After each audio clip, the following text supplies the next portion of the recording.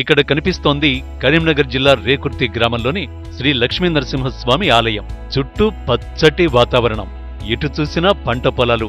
ఆహ్లాదకరంగా ఉండే ఈ గుట్టపై ఉన్న దేవస్థానానికి దాదాపు 400 సంవత్సరాల చరిత్ర ఉన్నట్లు ఆనవాళ్లు ఉన్నాయి. ఇక్కడి లక్ష్మీ నరసింహస్వామి దేశంలో మరెక్కడా లేని విధంగా సుదర్శన చక్రంతో స్వయంభువుగా వెలిశారు.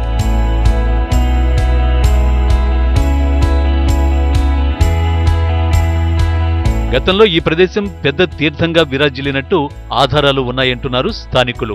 అప్పట్లో ప్రస్తుత రేకుర్తి గ్రామాన్ని రేణు అనే పేరుతో పిలిచేవారు. కాలక్రమేణా ఈ ప్రాంతం దేవకుర్తి, ఆ తర్వాత రేకుర్తిగా మారిపోయింది. అయితే కాలం గడిచిన కొద్దీ ఆలయ వైభవం తగ్గుతూ వచ్చింది.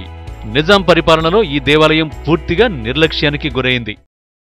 2000-3000 సంవత్సరాల క్రితం వెలసిన స్వయంభుగా వెలిసిన సుదర్శన చక్రస్వామి మన భారతదేశంలోనే మన జిల్లాలో మారేకుర్తి గ్రామంలో ఉండడం మా గ్రామస్తుల అదృష్టంగా మేము భావిస్తున్నాము.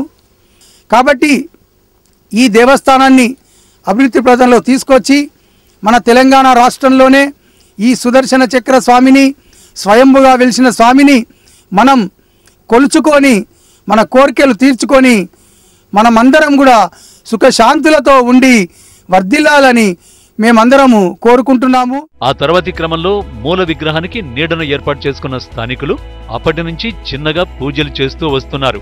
ఆలయానికి పూర్తిగా గత వైభవాన్ని తెచ్చేందుకు ప్రభుత్వం సమాయత్తమవుతోంది.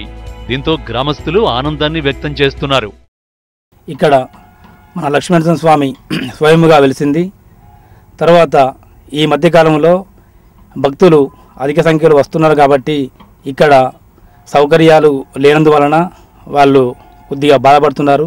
కాబట్టి ఇక్కడ ఈ కొత్తగా మనకు తెలంగాణ ప్రభుత్వం వచ్చింది కాబట్టి ఈ ప్రభుత్వం సహకరించుకొని ఈ రేకుర్తిలో వెలిసిన స్వామివారి ఆలయాన్ని మీరు అభివృద్ధి చేయాలని కోరుచున్నాము.